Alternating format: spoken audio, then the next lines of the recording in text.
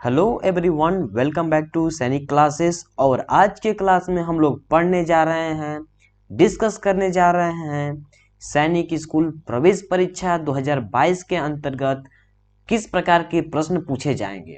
और आज के सेशन में हम लोग जो डिस्कस करेंगे वो आपका प्रीवियस ईयर का पेपर डिस्कस करेंगे, जो कि सैनिक स्कूल प्रवेश परीक्षा 2020 के अंतर्गत पूछा गया है। और सब्जेक्ट होगा हमारा रीजनिंग, बुद्धि परीक्षण, इंटेलिजेंस।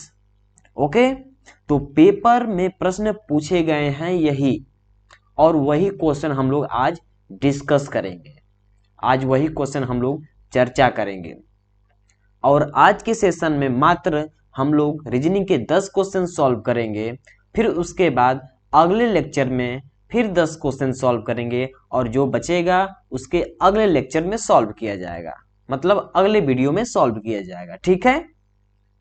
और क्वेश्चन सिर्फ इसी फॉर्मेट में पूछे जाते हैं हर साल। 2021 का हमने फर्स्ट वीडियो में रीजनिंग का पूरा सॉल्यूशन कराया है। आप लोग वहां से जाकर वीडियो को देख सकते हैं, वहां पर देख सकते हैं कि किस प्रकार के रीजनिंग पूछे जाते हैं। और आज के लेक्चर में 2020 के अंतर्गत जो प्रश्न पूछे गए हैं 2020 में, वो हम लोग डिस्कस करने वाले हैं। तो वीडियो को पूरा देखिएगा और अंत तक देखिएगा, ठीक है, क्योंकि क्वेश्चन बहुत ही इंपॉर्टेंट है। ठीक है। और जैसा कि हमने पिछली क्लास में हमने रीजनिंग के बारे में इंट्रोडक्शन दिया था कि वहां पर किस प्रकार की रीजनिंग पूछी जाती है प्रवेश परीक्षा में। ठीक है। और हमने साथ साथ कोडिंग डिकोडिंग का भी लेक्चर बनाया था। तो जिन्हें कोडिंग डिकोडिंग के बारे में नहीं मालूम है वो जाकर लेक्चर देख सकता है। सैनिक क्लासेस सर्च करेंगे यूट्यूब पे, Sainik classes by Ashutosh Pandey search करेंगे तो वहां पर चैनल का प्लेलिस्ट में जाकर आप लोग रीजनिंग का वीडियो देख सकते हैं, मैथ्स का वीडियो देख सकते हैं, साइंस का वीडियो देख सकते हैं। ठीक है। जनरल नॉलेज का वीडियो देख सकते हैं। ठीक है, जो कि आपके सैनिक स्कूल प्रवेश परीक्षा के लिए बहुत ही महत्वपूर्ण है। ठीक है। और जैसा कि हमने जब नवोदय विद्यालय की प्रवेश परीक्षा प्रारंभ हुई थी, उसका मैंने 8 घंटे का लेक्चर बनाया था, जो कि पूरा संपूर्ण गणित उसमें सॉल्व कराया गया है। ठीक है। बेसिक से लेकर एडवांस तक का कंसेप्ट उसमें बताया गया है। ठीक है। जिन्हें देखना होगा वो जाकर देख सकते हैं। और आज के लेक्चर में हम लोग 2020 के अंतर्गत पूछे गए प्रश्न डिस्कस करेंगे, वो भी रीजनिंग के। आज टोटल ओनली 10 क्वेश्चन डिस्कस करेंगे। क्योंकि इसलिए डिस्कस कर रहे हैं क्योंकि वीडियो बहुत ही बड़ी हो जाएगी, इसलिए छोटी इंटरवल ऑफ टाइम के लिए हम सिर्फ 10 ही क्वेश्चंस को लेकर सॉल्व करेंगे। ठीक है। तो चलिए, आज का हमारा फर्स्ट क्वेश्चन है, कैटल का संबंध हर्ड से है तो शिप से संबंधित क्या होगा। मतलब मवेशी है, जो कि मवेशी झुंड से संबंधित है, तो भेड़ किससे संबंधित होगा। If cattle is related to herd then sheep is related to cattle is related to herd, then sheep is related to, option is given flock, option B is given swarm, option C is given soul and option D is given mob। तो देखिए, जो कि मवेशी होती हैं, मवेशी ये झुंड में जाती हैं, मवेशी झुंड में ही चलती हैं। ठीक है। जबकि भेड़ क्या होती हैं, ये भी एक झुंड में चलती हैं, फ्लॉक में चलती हैं। इसका आपका राइट आंसर होगा ए। ठीक है, ए आपका राइट आंसर होगा। ठीक है। स्वार्म का मतलब भी झुंड होता है, लेकिन फ्लॉक का मतलब भी झुंड होता है। ठीक है। तो फ्लॉक एक डिफरेंट मीनिंग कंटेन करता है, जबकि स्वार्म भी एक डिफरेंट मीनिंग कंटेन करता है। लेकिन हिंदी के मामले में इन दोनों का मतलब झुंड ही होता है। ठीक है। तो बेसिकली अंग्रेजी को ही देखकर करें, क्योंकि अंग्रेजी वाला बेस्ट माना जाता है। तो अंग्रेजी का first option is correct, flock. Flock means क्या होगा भाई, फ्लॉक मीन्स झुंड होता है। ठीक है। फ्लॉक मीन्स झुंड। ठीक है, तो आपका ऑप्शन पहला सही होगा। ठीक है, अब हमारा नेक्स्ट क्वेश्चन है हमारा 102। उस विकल्प को चुनिए जिसका 09 से वही संबंध है जो 07 का 56 से है। Choose the alternative that has the same relationship to 09 as to 07 has with 56, 7:56 proportionality 9 what। मतलब जो कि देखिए यहां पर मैं बताता हूं, ये 07 संबंधे लिखा है 56। ठीक है, तो 09 का किससे संबंध होगा, यहां पर क्या आएगा, मतलब देखिए 7 का इससे संबंध है तो 9 का किससे संबंध होगा। ठीक है, यहां पर नंबर क्या लिखा जाएगा, मतलब 7 का टेबल कितने बार पढ़ेंगे तो 56 आ जाएगा भाई, 8 बार, यानी कि 7 गुणे 8 हो रहा है, 7 इंटू 8 हो रहा है, तब हमारा 56 आ रहा है, यानी कि 7 8 56, 7 8 जा 56। ओके, उसी प्रकार 9 8 जा कितना हो जाएगा, 9 8 जा 72। ठीक है, यानी कि जब 8 में 9 का मल्टीप्लाई करेंगे तो हमारा कितना आ जाएगा 72, या 9 इंटू 8 करेंगे तो 72 आएगा। ठीक है, यानी कि ऑप्शन आपका कौन सा सही होगा, ऑप्शन सी सही होगा। इसमें क्या कर रहा है बेसिकली, 7, देखिए क्वेश्चन देखिए यहाँ पे इज टू का मतलब है संबंधे, यहाँ पे हिंदी में इसको संबंधे बोलते हैं, और इंग्लिश में इसको रेशियो बोलते हैं, इसको प्रोपोर्शनलिटी बोलते हैं। ठीक है, तो यहां पे 7 का संबंध 56 से है, उसी प्रकार 9 का संबंध किससे होगा, यहां पर नंबर कौन सा आएगा वो बताना है यहां पर। तो 7 का संबंध फर्स्ट वाले में जो कंसीडर करेंगे वही सेकेंड वाले प्रॉब्लम में भी कंसीडर करेंगे, वही मानेंगे। ठीक है, यानी कि 7 का 7 8 56, यानी कि 56 क्या हो रहा है, यहाँ पर 8 से मल्टीप्लाई हो रहा है तभी हमारा 56 प्राप्त हो रहा है। उसके बाद जब 9 में 8 से मल्टीप्लाई करेंगे तो हमारा कितना होगा 72 प्राप्त होगा, इसलिए हमारा ऑप्शन सी सही है। ठीक है, 72। चलिए नेक्स्ट है क्वेश्चन है हमारा 103। वह विकल्प चुने जो नीचे दी गई संख्या श्रृंखला को जारी रखेगा। Choose the alternative that will continue the number series below 5, 11, 17, 23। ठीक है, यानी कि जो आपको सीरीज दिया गया है 5, 11, 17, 23। ठीक है, और इसके आगे वाली संख्या क्या होगी वही बताना है। ठीक है, तो देखिए यहां पर क्या हो रहा है, सबसे पहले आप लोग यहां पर गौर करिए कि यहां पर नंबरें तो बढ़ रही हैं। ठीक है, यानी कि नंबर कितना बढ़ रही है, सबसे पहले इसका डिफरेंस निकाल लेते हैं। 11 में से 5 गए, 5 घटा दीजिए, तो 11 में से 5 घटा सकते हैं तो कितना आएगा 6 आएगा, यानी कि यहां पर इसमें कितने ऐड हो रहे हैं, यानी कि +6 ऐड हो रहा है। ठीक है, तो हमको मालूम चल रहा है कि यहाँ पे 5 में +6 ऐड होगा तभी तो हमारा 11 आएगा। ठीक है, उसी प्रकार 11 में फिर +6 हो रहा है तब हमारा 17 आ रहा है। उसी प्रकार फिर 17 में +6 होगा तो 23 आ रहा है। ठीक उसी प्रकार जब 23 में जब 6 को ऐड करेंगे, जब 23 में 6 को ऐड करेंगे तो हमारा आंसर होगा 29, जो कि ऑप्शन बी दिया हुआ है। ठीक है, जब 23 में 6 जोड़ेंगे तभी 29 आएगा।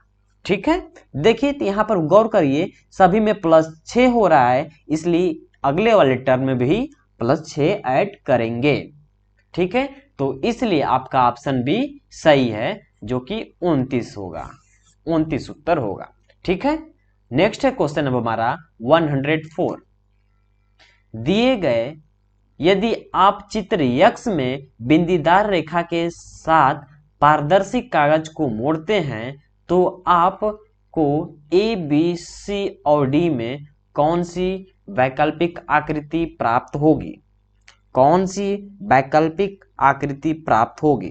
ठीक है, देखिए ये भी क्वेश्चन बहुत ही आसान है। ठीक है, बस ध्यान देने वाली बात है। ओके, तो इसको करते हैं। ओके,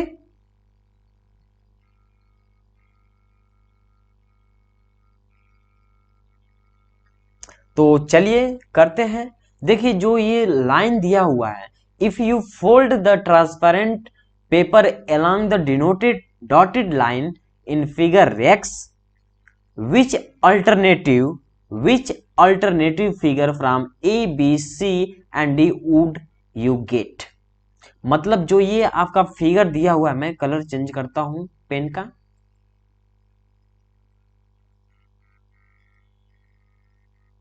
मतलब जो आपको ये फिगर दिया हुआ है, आपको जो ये फिगर दिया हुआ है, ये यहाँ पर डॉटेड लाइन है। ठीक है, जब आप इसको फोल्ड करते हैं एक साथ, जब आप इसको फोल्ड करेंगे, मैं यहाँ पे एक डायग्राम बनाता हूं। ठीक है, सिर्फ यही सेम डायग्राम बनाता हूं कि जिससे आपको आसानी होगा समझाने में। ठीक है, यहाँ पर डॉटेड लाइन है। ठीक है, और यहां से एक क्रॉस है और एक यहां से, मतलब यहां पे जो डॉटेड लाइन है इसको ओवरलैप कर देते हैं, मतलब इसको यहां से इस पे लाकर रख देते हैं, मोड़ देते हैं। जब मोड़ देंगे तो हमारा कैसा फिगर बनेगा? फिगर तो कुछ ऐसा ही बनेगा। ठीक है, ऐसा बनेगा और ऐसा बनेगा। ठीक है, जब इसको हम लोग मोड़ेंगे तो फिगर ऐसा ही बनेगा। ठीक है, तो आपका ऑप्शन कौन सा सही होगा? ऑप्शन डी सही होगा, जो कि फिगर ये मैच कर रहा है। ऑप्शन डी वाला फिगर मैच कर रहा है, मिल रहा है। ठीक है, ओके, समझ में आया ना? देखिए क्वेश्चन बहुत ही आसान पूछा जाता है। ठीक है, सैनिक स्कूल प्रवेश परीक्षा में क्वेश्चन बहुत ही आसान पूछा जाता है। मैं आपको इतना प्रैक्टिस करा दूंगा क्वेश्चन का, क्योंकि आपसे रीजनिंग में कोई प्रश्न छूटेगा ही नहीं, कोई प्रश्न नहीं छूटेगा बस। लेकिन आप इस लेक्चर को ध्यान से देखते रहिए और क्वेश्चन को समझते रहिए, और अपने आप फिर से इसको प्रैक्टिस किया करिए। क्वेश्चंस को देखकर प्रैक्टिस जरूर करें। चलिए नेक्स्ट है क्वेश्चन अब हमारा 105। वह शब्द चुने जो समूह के अन्य शब्दों की तरह कम से कम हो। मतलब choose the word which is least like the other words in the group. Option first is given break, option B is given pill, option C is given fry and option D is given roast. Okay, यानी कि एक break है, एक break करना है मतलब तोड़ना है, एक छिलना है, एक तलना है, एक रोस्ट करना है। ठीक है, रोस्ट मतलब सड़ाना। ठीक है, ओके, तो इसका आप देखिए, दिमाग लगाइए कौन सा इसका सही होता है। मैं आपको समय देता हूं 15 सेकेंड। गौर करिए इसमें आपको कौन सा सही उत्तर लगेगा, जो कि सबसे कम से कम मतलब मिलता जुलता हो। ठीक है, ब्रेक करना भी कुछ समझ में आता है, तलना भी समझ में आता है, रोस्ट करना भी समझ में आता है, छिलना भी समझ में आता है। ठीक है, तो बताइए जल्द से जल्द। चलिए सही जवाब है आपका भाई, सही जवाब है। ठीक है, तो option B is correct, option B is correct. छिलना कम से कम मिलता है। ठीक है, लिस्ट लाइक, यानी कि ऑप्शन बी आपका सही होगा। ठीक है, चलिए नेक्स्ट है हमारा क्वेश्चन 106। चलिए नेक्स्ट क्वेश्चन है हमारा, which of the following diagram indicate the best relation between India, Haryana and world. तो देखिए यहां पर दिया है इंडिया है, हरियाणा है और वर्ल्ड है। मतलब वर्ल्ड है, ये रहा वर्ड, ये रहा हरियाणा और ये रहा इंडिया। ठीक है, तो आपको कुछ इसमें समझ में आ रहा है? तीन तो हमारे, एक हरियाणा हो गया, यह इंडिया हो गया, और इसको वर्ड मान लेते हैं। तो वर्ल्ड के अंदर क्या आएगा हमारा? इंडिया आता है। संसार के अंदर ही क्या आएगा हमारा? इंडिया आएगा। और इंडिया के अंदर ही हमारा हरियाणा है। तो आपका ऑप्शन कौन सा सही होगा भैया? आपका ऑप्शन डी सही होगा। ठीक है, यह मैच करता है, जो कि ये वेन डायग्राम से क्वेश्चन है, डायरेक्ट वेन डायग्राम से क्वेश्चन है। तो ठीक है, तो आपका ऑप्शन कौन सा सही होगा? डी सही होगा। देखिए क्या कंसेप्ट है यहाँ पर, आपका हिंदी में मैं इसको बता देता हूं। जो आपको यह रिलेशन दिया गया, यह संबंध दिया गया, हमें बताना है कि इंडिया, हरियाणा और वर्ल्ड को वेन डायग्राम की सहायता से हमें समझाना है। तो देखिए वर्ल्ड है, ये हमारा संसार है। संसार के अंदर ही तो हमारी भारत देश आती है, इंडिया आती है, और इंडिया के अंदर ही तो हमारा हरियाणा आता है। ठीक है, बस यही कंसेप्ट लगाना है हमें। ठीक, तो हमारा ऑप्शन डी सही होगा। ठीक है, चलिए नेक्स्ट है क्वेश्चन हमारा 107। वह शब्द चुने जो समूह के अन्य शब्दों की तरह कम से कम हो। Choose the word which is least like the other words in the group. Option first is given वाइग्रो, option B is given Pisces, option C is given Cancer, option D is given Orion. ठीक है, option D is given Orion. तो देखिए वह शब्द चुने जो समूह के अन्य शब्दों की कम से कम हो। मतलब ऑप्शन पहला दिया है कन्या, ऑप्शन बी दिया है मीन, ऑप्शन सी दिया है कर्क, और ऑप्शन डी दिया है ओरियन। तो मैं आपको बताता हूं, इसका आपका सही उत्तर होगा, देखिए जो कि सभी के सभी ये कुछ राशियां हैं, कन्या राशि है, मीन राशि है, कर्क राशि है, लेकिन ओरियन जो है एक कंस्टिलेशन है, एक यह कंस्टिलेशन है। ठीक है, यह एक क्या है? कंस्टिलेशन है। ओरियन एक प्रोमिनेंट कंस्टिलेशन है जो कि लोकेटेड है celestial equator and visible through out the world. मतलब एक सप्तपर्णी, एक प्रमुख आकाशीय भूमध्य रेखा पर स्थित नक्षत्र है और दुनिया में सर्वत्र दृष्टिगोचर है। ठीक है, तो ये आपका ऑप्शन जो डी होगा ओरियन, यह कम से कम मिलता जुलता है। ठीक है, मतलब ऑड है, मतलब भिन्न है। ठीक है, यही हमारा आंसर होगा ऑप्शन डी, जो कि कन्या हुआ, मीन हुआ, कर्क हुआ, ये तो तीनों आपकी राशियां हो गई। ठीक है, चलिए नेक्स्ट है हमारा क्वेश्चन 108। द स्टेटमेंट, यदि स्टेटमेंट को TNEMETATS के रूप में कोडित किया जाता है तो पॉलिटिकल को इस प्रकार कोडित किया जाएगा। ठीक है, if statement is coded as TNEMETATS then political will be coded as. देखिए यहां पर भी कंसेप्ट क्या लगने वाला है। देखिए मैं सबसे पहले क्वेश्चन को लिख देता हूं। ठीक है, क्वेश्चन लिखने के बाद कंसेप्ट एकदम क्लियर हो जाएगा, सब दिखने लगेगा, उसमें विजिबल हो जाएगा एकदम। स्टेटमेंट, ठीक है,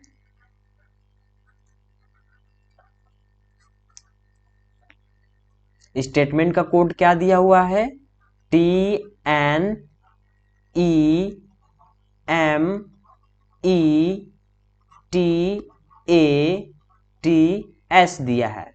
देखिए यहां पर STATEMENT लिखा है, तो यही इसी को क्या कर दे रहा है, जो लास्ट वाला टर्म है, लास्ट वाले को क्या कर रहा है, पहले लिख रहा है। ठीक है, और लास्ट का सेकेंड से दूसरे पर लिख रहा है, और लास्ट का थर्ड से तीसरे पोजीशन पर लिख रहा है, यम का चौथे पोजीशन पे लिख रहा है, और जो फर्स्ट वाला है सबसे इसको लास्ट में कर दे रहा है। ठीक है, उसी प्रकार हमें पॉलिटिकल का पूछ दिया भाई साहब ने। पॉलिटिकल का क्या लिखेंगे तब,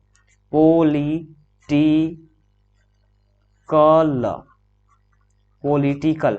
तो क्या है, जो लास्ट वाला वर्ड है उसे सबसे पहले लिखेंगे, तो एल लिख लेते हैं, फिर ए लिख लेंगे, फिर सी लिख लेंगे, फिर आई लिख लेंगे, फिर टी लिख लेंगे, फिर आई एल ओ पी। यही आपका आंसर हो जाएगा। आप लोग मैच करिए कौन सा आपका मिल रहा है option. L A C I T I LACITILOP, यानी कि आपका सही आंसर होगा फर्स्ट वाला। ठीक है, फर्स्ट वाला सही है, option first is correct, LACITILOP। ठीक है, इसमें कुछ नहीं कर रहा है, जो फर्स्ट वाला वर्ड है उसे उठाकर सबसे लास्ट से लिखना चालू कर देता है। ठीक है, ओके, क्लियर है डाउट? ओके, चलिए अब नेक्स्ट क्वेश्चन की तरफ चलते हैं। ठीक है, चलिए क्वेश्चन नंबर 109 है अब हमारा। Figure x is embedded in any one of the four alternative figure A, B, C and D. Find the alternative which contains figure x as its part. आकृति x4 में विकल्प में से किसी एक आकृति A, B, C और D में सन्निहित है, वह विकल्प ज्ञात कीजिए जिसमें आकृति x के भाग के रूप में है। देखिए, जो आपको यह फिगर दिया हुआ है, जो ये फिगर दिया हुआ है, ये वाला जो x का फिगर दिया हुआ है, हमें इसी में से ढूंढना है यहाँ पर x वाला फिगर किस में मैच कर रहा है। ठीक है, कहाँ पे मिल जाएगा हमारा, किस इसमें छिपा हुआ है, चारों ऑप्शन में दिया है, किसमें हमारा x का फिगर छिपा हुआ है, सन्निहित है, मिला हुआ है, विद्यमान है। ठीक है, देखिए यहाँ से ये वाला पोर्शन, ये वाला पोर्शन है। ठीक है, तो यहाँ से ये वाला पोर्शन तो दिख रहा है, लेकिन इधर वाला पोर्शन दिख नहीं रहा है, ये तो नहीं होगा। ठीक है, अब इसकी बात कर लेते हैं, तो सिर्फ ये वाला पोर्शन दिया है, इधर का पोर्शन नहीं दिया है, इसलिए ऑप्शन बी भी नहीं होगा। ऑप्शन सी की बात कर लेते हैं। ऑप्शन सी की बात करते हैं तो ये वाला पोर्शन दिया हुआ है और इधर का पोर्शन दिया है, लेकिन इधर का पोर्शन नहीं दिया है, इसलिए ऑप्शन सी भी करेक्ट नहीं होगा। और ऑप्शन डी को देख लेते हैं एक बार, यानी कि ऑप्शन डी में यहाँ पे छिपा हुआ है। ठीक है, ये वाला छिपा हुआ है, यानी कि ऑप्शन डी आपका सही होगा। ठीक है, ओके, समझ में आया आपको? ऑप्शन डी सही होगा। ठीक है, चलिए नेक्स्ट क्वेश्चन है हमारा 110 है। ठीक है, कंसेप्ट एकदम क्लियर हो गया होगा आपको। मैं आशा करता हूं कि कोई किसी प्रकार की कोई समस्या नहीं होगी।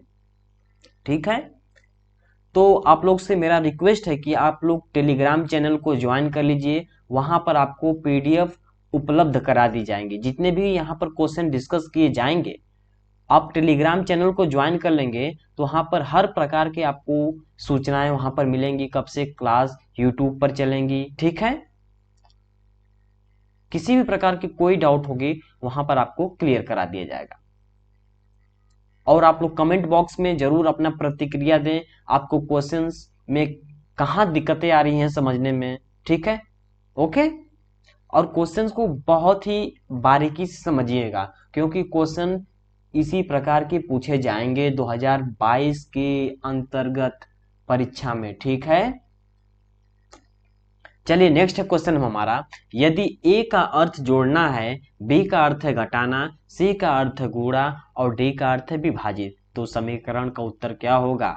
15D 5C 2A3 equal to option A is given 13, option B is given 11, option C is given 3 and option D is given 9। If A means add, B means subtract and C means multiply and D means divide, then what would be the answer of the equation 15D 5C 2A3 equal to option A is given 13, option B is given 11, option C is given 3 and option D is given 9। देखिए, A का मतलब है, यहाँ पर question का कहना है, यह A का मतलब है जोड़ना, ठीक है। बी का मतलब है घटाना, सी का मतलब है गुणा करना और डी का मतलब है भाग देना। तो जो आपको यह दिया है 15D 5C 2A 3, मतलब जो जहां पे अंक, जो जहां पर लेटर है बस उसके जगह पे ये साइन पुट कर दीजिए, साइन रख दीजिए। मतलब डी का मान क्या है, भाग देना, मतलब यहाँ पर आप लोग क्या करें, भाग दीजिए। फिर सी का मतलब क्या है, गुणा करना, तो यहाँ पर सी करिए, गुणा करिए। ए का मतलब क्या है, जोड़ना, ठीक है, तो हमने यहाँ पर जोड़ा, ठीक, ओके, समझ में आया ना, ओके। यानी कि इसको लिख लेते हैं 15 भागा 5 गुणा 2 प्लस 3। अब इसको सॉल्व करना है हमें। तो बोडमास का नियम जानते हैं जैसा कि, ठीक है। तो हमारा यहाँ पर डिवीजन दिख रहा है, मल्टीप्लीकेशन दिख रहा है और एडिशन दिख रहा है। तो सबसे पहले हम लोग डिवीजन को सॉल्व करेंगे। जो 15 में 5 से भाग लेकर जाएंगे तो 3 बार जाएगा, यानी कि 3 बार हुआ, गुणे 2 प्लस 3।